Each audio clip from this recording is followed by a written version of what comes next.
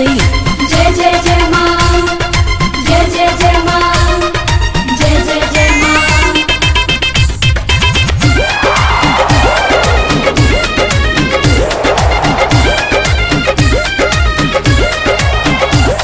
बहे पवन पुरवैया देखा अवतारी मैया।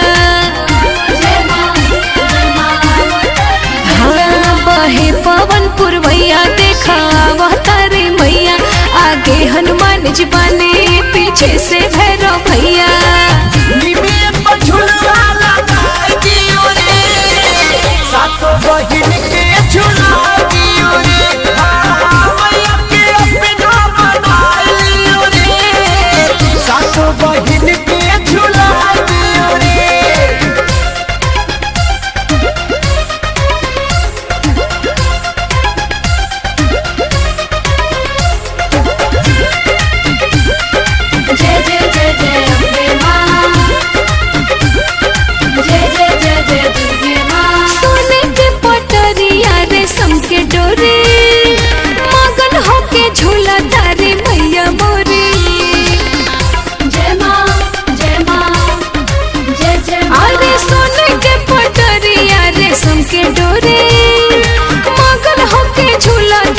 मैया मोरी 64 जोगिन चवर डुलारी करे सेवा काई।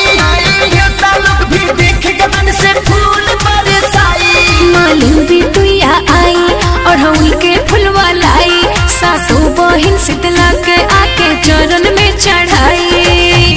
लवन के छकिया पिया दियो रे, सातो बहिन के झुला दियो रे। मैया के अपना बनाइयो रे, सातो बहिन के झुला दियो रे। जय जय जय माँ, जय जय जय माँ, जय जय जय माँ।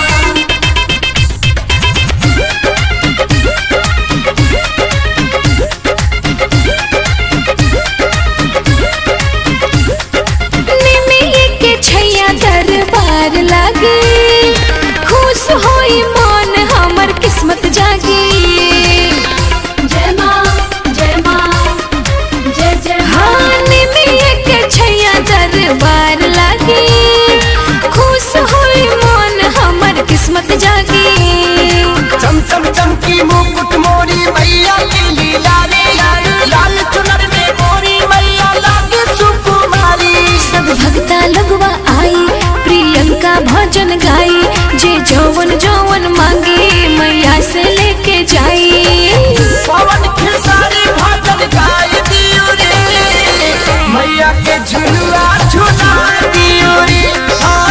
मैया के अपना बनाइयो रे, सासू बहिन के झुला दियो रे। बहे पवन पुरवैया देखा अवतारी मैया।